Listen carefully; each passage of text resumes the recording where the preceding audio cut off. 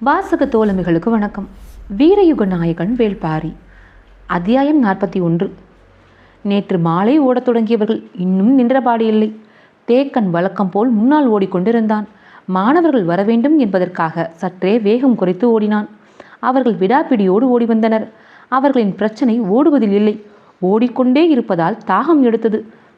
நீர் குடித்து கசப்பை விழுங்கும் துணிவு யாருக்கும் இல்லை. 5 ஆண்டுகளுக்கு ஒரு முறை பூக்கும் சாமப்பூ கார்காலத்தில்தான் பூக்கத் தொடங்கும். அதன் பிறகே மாணவர்களை அழைத்து கொண்டு காடறிய புறப்படும் சடங்குகள் தொடங்குகின்றன.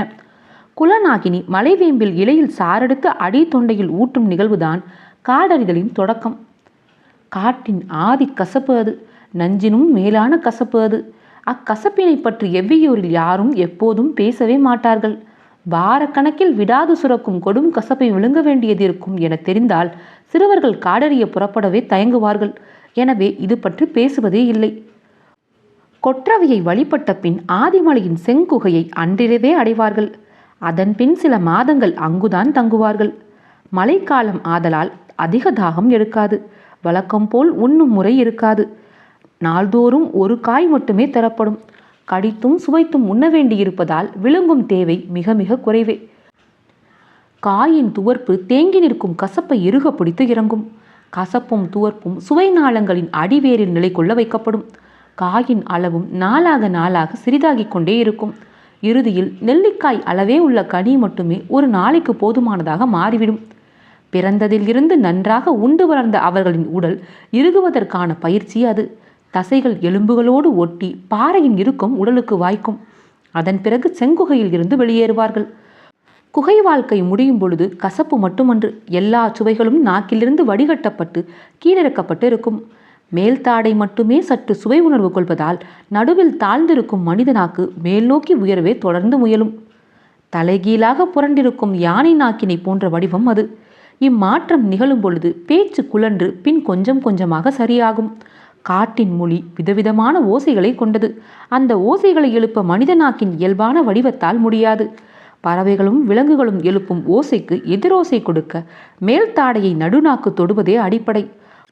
ஓசை எழுப்பும் முழு திறனும் ஒருவனுக்கு வரும் வரை ஒற்றை கனி என்று வேறு உணவு உண்ண அவனை அனுமதிப்பது இல்லை. காடறிதலின் முதற் பயிற்சி காட்டின் மொழியை கற்றுக்கொள்ளுதல்தான். அதற்கான தொடக்கத்தைத்தான் குலநாகினி அடிநாக்கில் வைத்து அனுப்புகிறாள். அங்கிருந்து தொடங்கி மரநாயில் வந்து முடிகிறது அது. காட்டு விலங்குகளின் ஓசையை அறிவது மிக கடினமானது. மரநாய் ஓசைதான். மரம் ஏறி விலங்குகளின் வகையிலும் சேராத, மண்மீது நடக்கும் விலங்கின் வகையிலும் சேராத மாறுபட்ட ஓசை மரநாயினுடையது. அதனை துல்லியமாக கவனித்து அறிதல் எளிது அன்று. அவ்வோசையின் முடிப்பில் இருக்கும் சிறு சுழிவை நுட்பமாக கவனித்து அறியவில்லை எனில் எளிதில் ஏமாற்றம் அடைவோம். ஓசையின் முடிப்பில் இருக்கும் அச்சுழிவை மீண்டும் மீண்டும் எழுப்பி பார்த்தே உணரவும் அறியவும் முடியும். கீழ் வளைந்திருந்த நடுநாக்கு இப்பயிற்சியினால் மேல் நோக்கி எழுந்த பின் சமதளமடையும். இவை நிகழ்ந்து முடியும் பொழுது உள்ளுக்குள் இருந்து விடாது சுரந்து கொண்டிருந்த கசப்பு எப்போது எங்கே மறைந்தது என்றே நினைவில் இருக்காது. இப்பயிற்சிகள் எதுவும் நிகழாமல் அடித்தொண்டையில் வைக்கப்பட்ட கொடும் கசப்பு உள்ளிறங்கியபடியே இருக்க மாணவர்கள் ஓடிக்கொண்டே இருக்கிறார்கள். ஓட ஓட தாகம் எடுக்கிறது. நீரை அருந்தவோ வேறு உணவை உண்ணவோ முடியவில்லை. ஒரு மிடர் எச்சில் உள்ளே போனாலே கொடும் கசப்பு உள்ளிறங்கும் என்பதை நினைத்து தேக்கன் மிகவும் கவலை கொண்டிருந்தான். அவர்களின் தொண்டைக்குழி முழுவதும் இந்நேரம் புண்ணாகியிருக்கும்.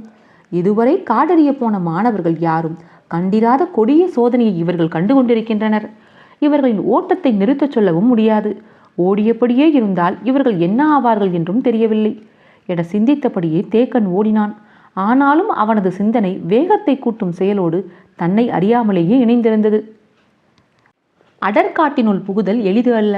செடி கொடிகளை விலக்கியும் அறுத்தும் முன்னகர நினைத்து எடுத்து வைக்கும் ஒவ்வொரு அடியும் நகர முடியாத பெரும் புதரை நோக்கி நகர்த்தி செல்லும் ஆபத்தும் உண்டு.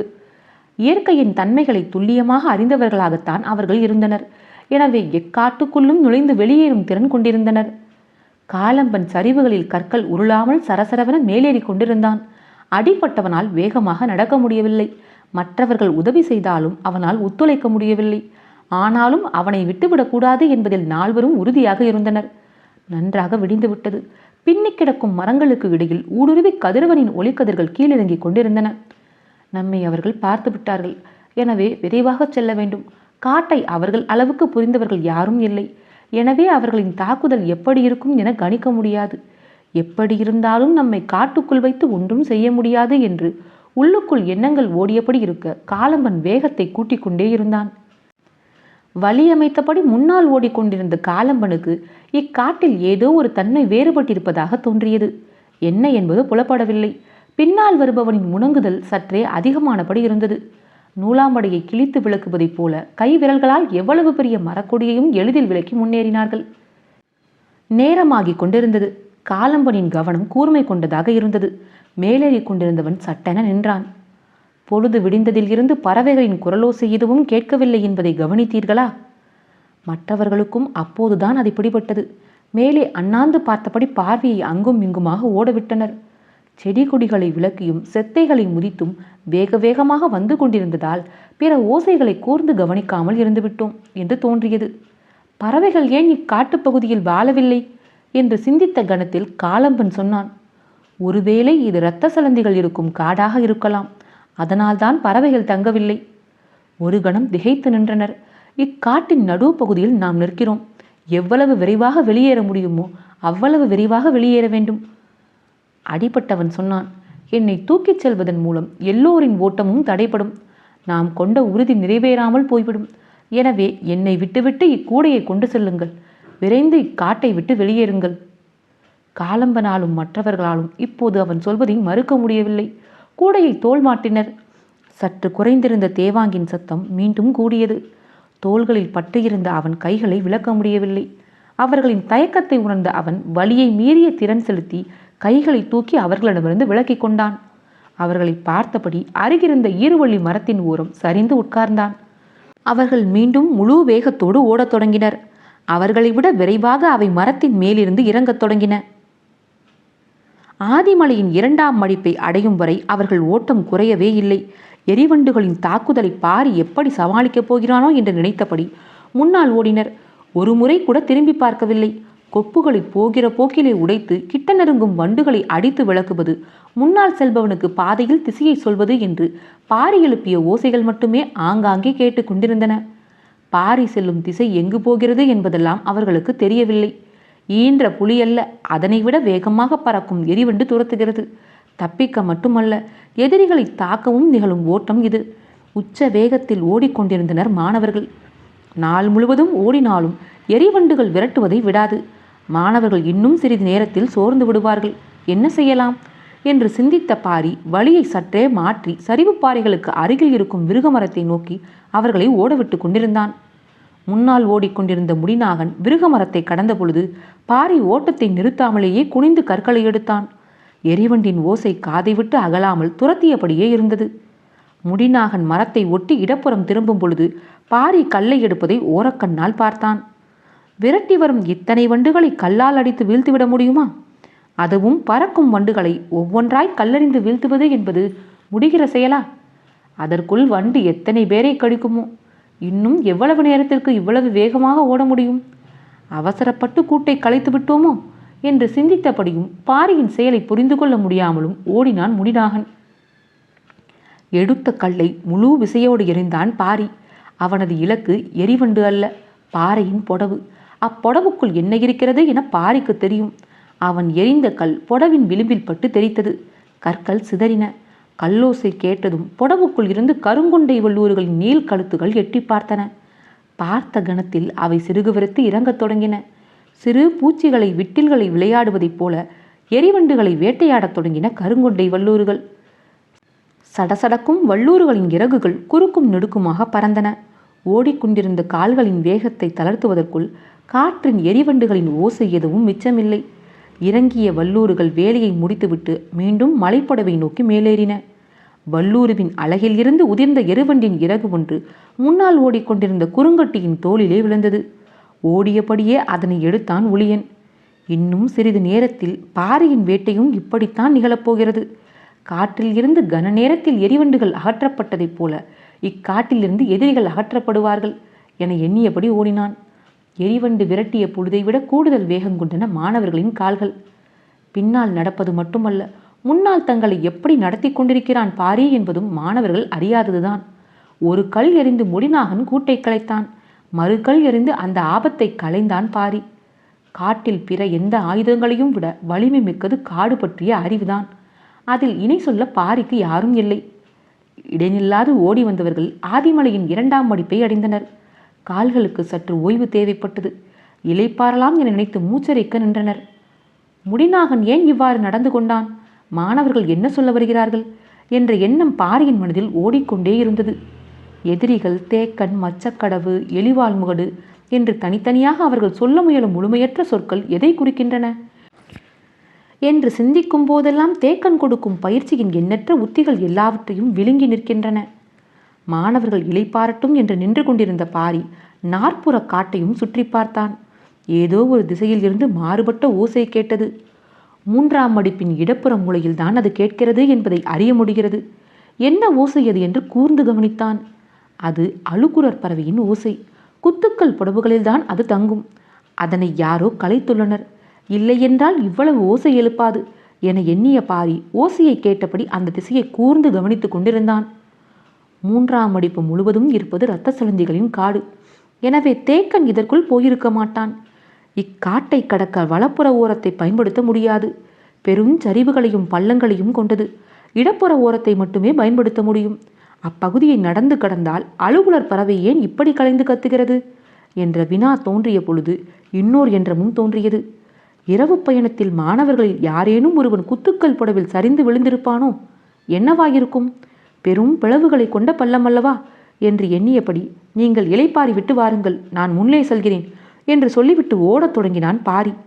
பாரியின் கால்களை பார்த்தபடி இருந்த முடிநாகனின் முகத்தில் இதுவரை இல்லாத மகிழ்வு பூக்க ஆரம்பித்தது. குனிந்து கால் முட்டியில் கை வைத்து மூச்சரித்தபடியே முணுமுணுத்தான். தேக்கன் சொன்னதை செய்துவிட்டேன். தேக்கன் கணிப்பு மிக தெளிவாக இருந்தது. அவர்கள் இரத்த சிலந்திகளின் காட்டுக்குள் இருந்து எளிதில் தப்பில் வெளிவர முடியாது. தன்னால் தாக்கப்பட்டவன் செயலற்று போயிருப்பான். மீதமுள்ள 4 பேரில் குறைந்தது 2வராவது சிலந்திகளால் தாக்குண்டு வீழ்ந்திருப்பர். அதற்கு தப்பி ஒருவனோ 2வரோ தான் வெளியேற முடியும். அப்படியும் அவர்கள் வெளியேறுவது பொழுது மேற்பகுதி முனையில் வைத்து அவர்களை மறித்து அடிக்கலாம். ஆனால் அவர்களின் உடல்வாகு பெரும் பலத்தோடு இருக்கிறது. எனது இடது கை சேதமடைந்து இருக்கிறது. மாணவர்கள் எவ்வித பயிற்சியும் அற்றவர்கள். இந்நிலையில் அவர்களை வீழ்த்த வழி என்ன என்று எண்ணிக்கொண்டே ஓடியவனுக்கு கருஞ்சுரைக்காயின் நினைவு வந்தது. மாணவர்கள் வேறு எந்த ஆயுதத்தையும் பயன்படுத்துவதை விட கவன் சுற்றி அடிப்பதை திறமையுடன் செய்பவர்களாக இருப்பார்கள். சிறு பிள்ளையிலிருந்து கவனடித்து பழகுவதால் மிக இயல்பாக அதில் தேர்ச்சி இருக்கும். கருஞ்சுரையை கவனில் வைத்து அடித்தால் என்ன என்ற சிந்தனை தோன்றிய கணமே தேக்கனின் நம்பிக்கை பெருகத் தொடங்கியது. கருஞ்சுரக்காய்க்குள் இருக்கும் பால் துளியளவு கண்ணீர் பட்டால் போதும், கருவிழி உருகி ஓடும். மாணவர்களை எதிரிகளின் முகம் நோக்கி அடிக்க வைத்துவிட முடியும் என்ற நம்பிக்கை வலுப்பெற்றது. குத்துக்கள் புடவுக்குள் கருஞ்சுரை கொடி படர்ந்து கிடப்பதை பார்த்தார் தேக்கன். அதனால்தான் அங்கு வந்து நின்று பிளவுகளை நோக்கி எட்டு பார்த்து கொண்டிருந்தான். பார்க்கவே அச்சம் கொள்ள வைக்கும் பெரும் பிளவுகள், பார்ப்பவனின் தலை சுற்றி உள்ளிழுக்கும் தன்மை கொண்டவை. ஏற்கனவே ஓட்டத்தாலும் தாங்கிக் கொள்ள முடியாத கசப்பாலும் சற்றே மயக்க நிலையில்தான் மாணவர்கள் இருந்தனர். சிறிது நேரம் இளைப்பாற விட்டு எட்டி பார்க்க வைத்தான். காலை கதிரவனின் ஒளி பாறை பிளவுகளுக்குள் இன்னும் முழுமையாக ஊடுருவவில்லை. ஆசான் ஏன் இதனை பார்க்க சொல்கிறார் என்று புரியாமல் திகைத்தனர். அவரின் கண்கள் புடவின் இடுக்குகளை அங்கும் இங்குமாக உற்று தேடிக் கொண்டிருந்தன. சற்று நேரத்தில் அது கண்ணுக்கு தட்டுப்பட்டது. மாணவர்களை அழைத்து காண்பித்தார். அதோ அந்த பிளவுக்கு கீழே பெரும் பாறை வெடிப்புகளில் படர்ந்து கிடக்கிறதே, அதுதான் கருஞ்சுரைக்காய் கொடி. யாராவது ஒருவன் கீழே இறங்கி அதில் உள்ள காய்களை பறித்து வர வேண்டும் என்றார். எல்லோருக்குள்ளும் தயக்கம் இருந்தது. ஆனாலும் தயக்கத்தை மீறி கீதானி தயாரானான். அருகில் விளைந்து கிடந்த கட்டுக்கொடியின் தூரை அறுத்து அவன் பிடித்து கீழிறங்க வழி செய்தனர். கீதானி உள்ளிறங்கினான். மேலே இருந்து அனைவரும் கொடியை இறுக பிடித்து கொண்டிருந்தனர். தேக்கன் சற்று தள்ளி நின்று பள்ளத்தை பார்த்து கொண்டிருந்தான். கீதானி பாறையின் செதில் பார்த்து கால்களை கவனமாக தூக்கி வைத்து இறங்கிக் கொண்டிருந்தான். சட்டென புடவுக்குள் இருந்த அழுகுரல் பறவை ஒன்று சடசடத்து வெளியேறியது. ஒரு கணம் கீதானி திடுக்கிட்டு மீண்டான். எழுந்த வேகத்தில் மேற்சென்ற அதன் அழுகுரல் எங்கும் கேட்டது. எளிதில் அது ஓய்வதாகவும் இல்லை. நடப்பதை உற்று பார்த்து கொண்டிருந்த தேக்கன் ஒரு கட்டத்தில் கீதானியை பார்த்து கையை மேல் நோக்கி அசைத்தார். மாணவர்கள் புரியாமல் விழித்தனர். அவன் மேலேறட்டும் என்றார். பறவை எதிர்பாராமல் பறந்த பொழுது அவன் திடுக்கிட்டு அஞ்சியதால் தேக்கன் முடிவெடுத்து விட்டாரோ என்று அவர்கள் நினைத்தனர். கீத்தானி இறங்குவதற்காக கால் தொடையில் கொடுத்திருந்த வலுவை கைப்பிடிப்புக்கு மாற்றி உண்ணியபடி மேலேறி வந்தான். அடுத்து என்ன செய்யலாம் என்று சிந்தித்துக் கொண்டிருந்தார் தேக்கன். அவர் என்ன சிந்திக்கிறார் என்பது அளவனுக்கு மட்டும் புரிந்தது. கீழே கருஞ்சுரைக்காய் கொடி பலர்ந்து கிடக்கும் இடம் எல்லாம் ஈயல் பொற்று இருக்கிறது. தேக்கன் இப்போது அதனை பார்த்துள்ளான். நான் கீத்தானி இறங்கும் முன்பே பார்த்துவிட்டேன் என்று மனதில் சொல்லிக் கொண்டான் அளவன். ஈயல் என்பது சிறகு முளைத்த மலை எறும்பு. மற்ற எறும்புகள் மண்ணுக்குள் துகள் எடுத்து புற்று உருவாக்குவதைப் போல ஈயல் பாறைகளின் மேற்பரப்பை உரித்து புற்று அமைக்கும். அதன் கொடுக்குகள் அவ்வளவு வலிமை மிக்கவை. அதுவும் 7 கண் வைத்து புற்று கட்டக்கூடியவை. எந்த உயிரினமாவது அதற்கு ஆபத்து விளைவிக்கப் போகிறது என்று தெரிந்தால் ஒரே நேரத்தில் புற்றின் 7 கண்களிலும் இருந்து அவை பீச்சி அடித்து கொண்டு வெளியில் வரக்கூடியவை. என்று பாம்பின் சீற்றம் போல இறகடித்து வந்து மொய்க்கத் தொடங்கினால் உயிரினங்கள் எவையும் தப்பித்து வெளியேற முடியாது. பாறைகளையே உரிக்கும் கொடுக்குகளுக்கு சதைகளை சிதைத்து எடுக்க அதிக நேரம் தேவைப்படாது. கருஞ்சுரைக்காய் இப்போது அவசிய தேவை. ஆனால் அதனை சுற்றி ஈயல் புற்று இருக்கிறது. என்ன செய்யலாம் என தேக்கன் சிந்தித்த பொழுது கொடியை தனது இடுப்பிலே கட்டி கொண்டிருந்தான் அளவன். அவன் நஞ்சு முறிவுள்ளவன். ஈயலின் நஞ்சு அவனை ஒன்றும் செய்யாது. ஆனால் மிக கவனமாக எடுத்துவிட்டு வெளியேற வேண்டும். ஏனென்றால் அதன் கொடுக்கின் தாக்குதலுக்கு அளவனும் தப்பிக்க முடியாது. அதனால்தான் அளவனை கீழே இறக்க தேக்கன் தயங்கினான். ஆனால் வேறு யாரும் நெருங்கக்கூட முடியாத நிலையில் தான் இறங்குவதுதான் பொருத்தம் என முடிவு செய்து கீழிறங்கினான் அளவன். இரத்த சிலந்திகளின் கால்கள் மனித உடம்பில் பட்டால் போதும். பட்ட இடமெல்லாம் கன நேரத்தில் கொப்புளங்கள் பெருகத் தொடங்கும். அதன் கார் கொடுக்குகள் உள்ளேறி துடிதுடிக்க வைக்கும். வேகமாக ஓடுவது முக்கியமல்ல, கவனமாக இதனிடம் இருந்து தப்பிப்பதும் தான் முக்கியம். காலம்பன் செடி கொடிகளை விளக்குவதை மிக கவனமாக செய்து கொண்டிருந்தான். அவர்கள் நம்மை பார்த்து விட்டார்கள். இவ்வளவு மெதுவாக சென்றால் வெளியேறும் பொழுது சூழ்ந்து விட மாட்டார்களா என்றான் மற்றொருவன். அடங்கா சினத்தோடு இருந்த காலம்பன் சொன்னான், தனி மனிதர்கள் நம்மை என்ன செய்துவிட முடியும்? அதுவும் குருதி நாளங்களில் வெறியேறி இருக்கும் இந்த நிலையில். மிக கவனமாக கருஞ்சுரைக்காயின் 3 காய்களை பறித்தான் அளவன். பாறையின் மீதிருந்து கண்ணிமைக்காமல் உற்று பார்த்து கொண்டிருந்தனர் அனைவரும். ஈயல்கள் அங்கும் இங்குமாக ஒன்றிரண்டு பறந்து கொண்டிருந்தன. சில ஈயல்கள் புற்றுக்கு உள்ளே போவதும் வெளியேறுவதுமாக இருந்தன. பறித்த காயை கவனமாக இடுப்பு துணியில் கட்டியபடி புற்றின் அப்பக்கம் எட்டி பார்த்தான் அளவன். அதன் ஒரு கண்ணுக்குள் பாம்பு ஒன்று நுழைந்து கொண்டிருந்தது. ஈயல் புற்றுக்குள் பாம்பு போகாதே, இது எப்படி போகிறது என்று யோசிக்கும் பொழுதுதான் அவனுக்கு பிடிபட்டது. ஈயல் தனது இறைக்காக பாம்பை கொன்று உள்ளே இழுத்துச் செல்கிறது என்று. ஒரு கணம் மனம் அதிர்ந்தது. அவன் கண்களில் நீல வளையங்கள் பூத்து அடங்கின. விரைவாக மேலேறுவோம் என முடிவு செய்து கையை காட்டியவுடன் மேலே இருந்தவர்கள் கொடியை சரசரவென இழுக்கத் தொடங்கினர்.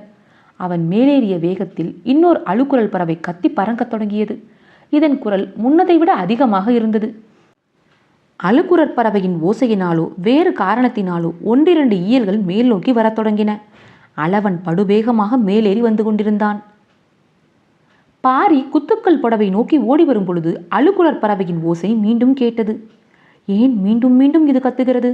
அங்கு என்னதான் நடக்கிறது என்று குழம்பிக் கொண்டிருக்கையில் வலப்புற காட்டுக்குள் இருந்து உயிர் போக ஒரு மனிதன் கத்தும் ஓசை கேட்டது.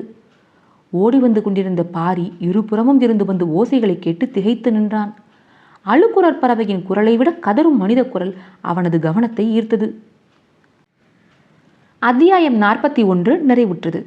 காற்றோடும் உங்கள் காதுகளோடும் நான் எவ்விமையில.